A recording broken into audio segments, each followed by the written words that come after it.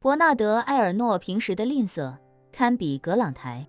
不过他倒不是对自己吝啬，而是对他人吝啬。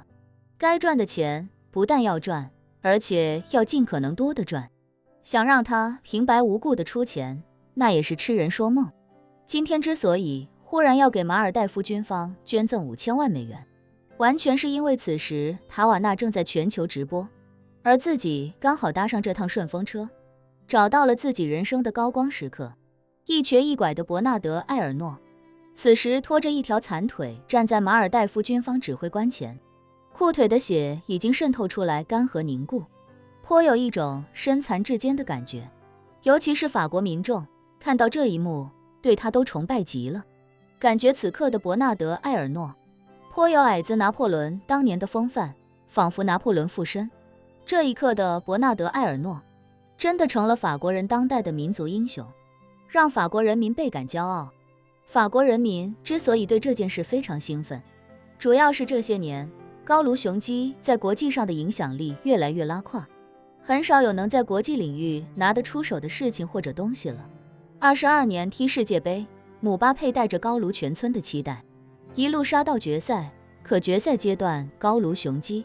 还是被阿根廷斩杀，最终拿了个亚军。24年高卢雄鸡办奥运会也因为抠门，搞得那叫个一塌糊涂，让本来就走下坡路的奥运会更雪上加霜。这几年国际上已经很少有关于高卢雄鸡的正面新闻了，但是今天不一样，今天法国诞生了一个新英雄，身残志坚的大富豪从黑水公司的恐怖袭击中拯救了数百人，最关键的是拯救了歌坛天后塔瓦纳斯维特，这个功劳在埃菲尔铁塔边上给他竖个雕像也不为过。这个时候塔瓦纳心思一转，拿着手机来到埃尔诺身边，关切地说：埃尔诺先生，您的腿中弹了，还是赶紧让他们送您去马累接受治疗吧。说着他还将镜头对准了埃尔诺的残腿。伯纳德·埃尔诺激动得快哭了，心想：妈的，终于有人提我的伤了，我这可是被匪徒打的，这也是功劳啊！你们要是都没注意到，我自己说出来多尴尬，还得是塔瓦纳啊，真是机灵。他强压内心激动，摆摆手，义正言辞地说：我这点伤算得了什么？不要紧的，我的安危不重要，主要是要确保所有游客的安全。塔瓦纳心想，你这糟老头子还装上瘾了，要不是看在叶先生面子上，我才不会给你创造装叉的机会。一旁的马尔代夫指挥官赶紧说：埃尔诺先生，您放心，现在我们来接手这里的安防工作，我们的海军也在路上，再过1个多小时应该就能到了，到时候会将整座白马岛严加戒备，您放心乘坐我们的直升机回马累治疗吧。伯纳德·埃尔诺再次摇头：不要紧，一会让岛上的医护人员给我简单处理一下就行，等事情安顿好，我就回法国了。其实他心里想的是，老子一不放心你们的直升机，二不放心你们的医疗水平，还是回法国，或者赶紧从法国调医生过来最靠谱。马尔代夫的指挥官对伯纳德·埃尔诺缺乏了解，不知道他是在装叉，还以为这人真的高风亮节，心怀大爱，不由感动地说：埃尔诺先生，您的为人与行事令在下十分敬佩，在下代表个人，也代表整个马尔代夫感谢您的所有努力与付出，相信我国政府一定会为您颁发最高荣誉勋章的。伯纳德·埃尔诺微笑点头，认真道：不用感谢我，这都是我应该做的，毕竟我不但是一位法国公民，也是马尔代夫的国际投资者，我自然会不遗余力地帮助马尔代夫，同时也会不遗余力地保护马尔代夫的游客。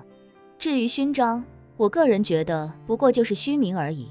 最好还是不要劳民伤财了。伯纳德·埃尔诺虽然对马尔代夫这种弹丸小国的勋章没什么兴趣，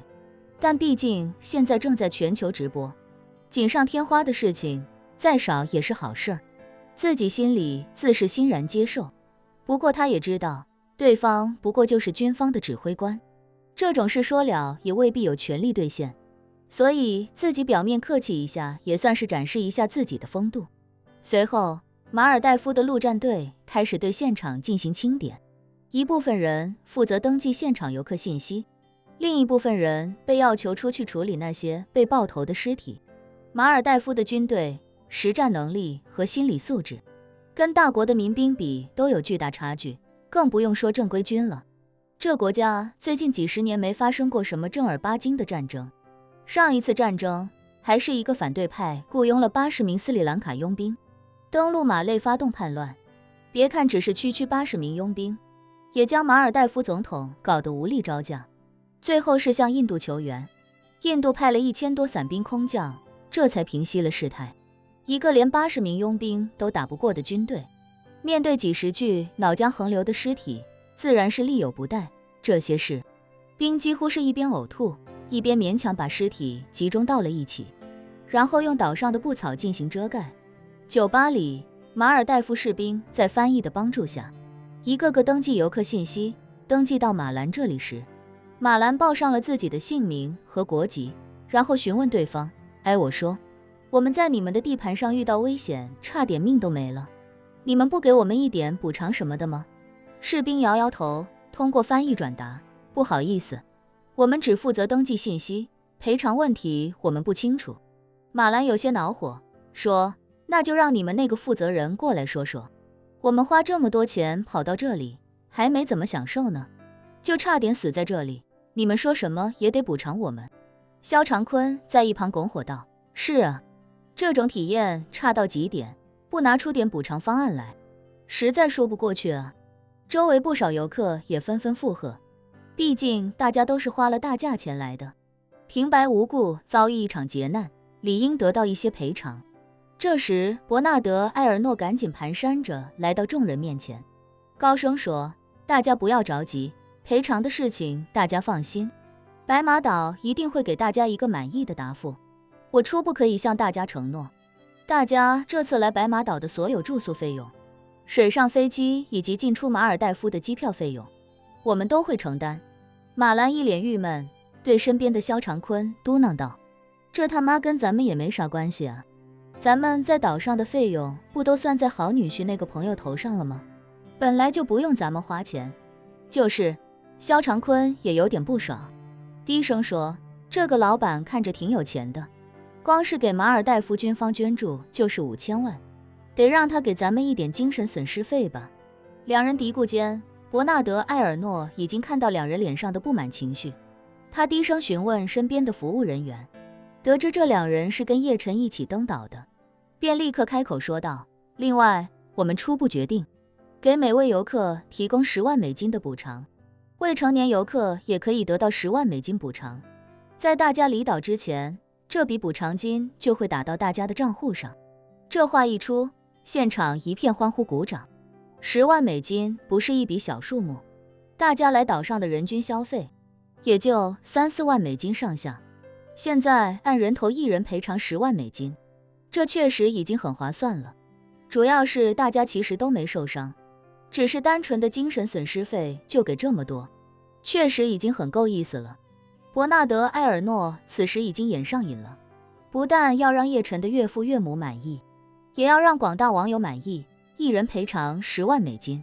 这对白马岛来说就是几千万的支出，但是他觉得无所谓了，难得大放一次，干脆就大放到底吧。这感觉就好像一个吝啬但又有消费能力的人，来到一家高档餐厅，看了菜单，刚点1-2个菜的时候还颇为肉疼，点的多了，也就慢慢有了一种去你妈的日子不过了，今天这顿就敞开吃的豪迈感。在伯纳德·埃尔诺趁机疯狂立人设的时候，互联网一边对他不吝赞美，一边把黑水公司骂成了臭狗屎。白宫请愿彻查黑水公司的投票，已经有300多万人投了赞成。事情到了这个地步，美利坚政府必须要就这件事给美国民众一个答复。美国官方也头大如斗，要问谁是黑水公司最大的客户，那必然是美利坚官方了。他们在中东打的每一场战争，都有黑水公司的影子，脏活累活，也都是黑水公司在帮他们干。叙利亚被盗采盗卖的石油，也大都是黑水公司在暗中帮助运作。换句话说，黑水公司就是美利坚政府的亲密小老弟，虽然不太上得来台面，但私底下跟老大的关系非常好。现在全国人民甚至全世界人民都在呼吁严惩这个小老弟，美利坚官方一下也不知该如何是好。真要严格处理，至少得把参与的高层全抓起来，再对整个公司进行全面调查，好给民众一个交代。可是这件事本身也有美利坚高层的参与，是他们希望让黑水公司继承万隆店在叙利亚的遗产，顺便借这个机会把万隆店搞垮。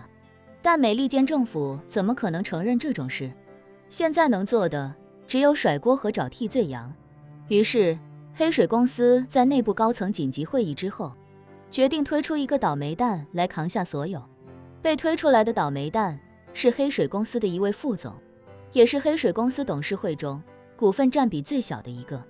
黑水公司的计划是让此人出来背锅，坦白这一切都是他个人与叙利亚反对派的合谋，与黑水公司最高决策层没有关系。为了做戏做全套，他们甚至要求这名倒霉蛋自己向美国警方自首。根据相关法律，此人最终的结果必然是终身监禁，不得假释。为了弥补他，其他股东共同拿出2亿美金给他的家人。那股东虽然不乐意，但也别无选择。这些股东们早些年都是参过军、当过佣兵的狠人，好好商量的时候，自己要是答应了，他们还能给一些补偿；如果不答应，说不定今晚就死在家中，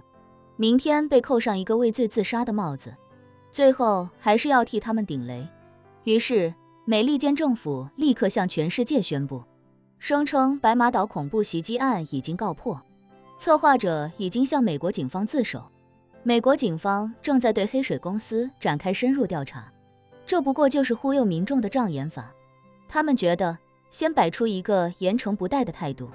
然后等民众的关注度和愤怒情绪慢慢消退之后，就停止后续的追查，再过2个月，多数人肯定也就不关注这件事了，到时候就直接宣布这件事是那个副总的个人行为，与黑水公司无关，基本上也就算蒙混过去了。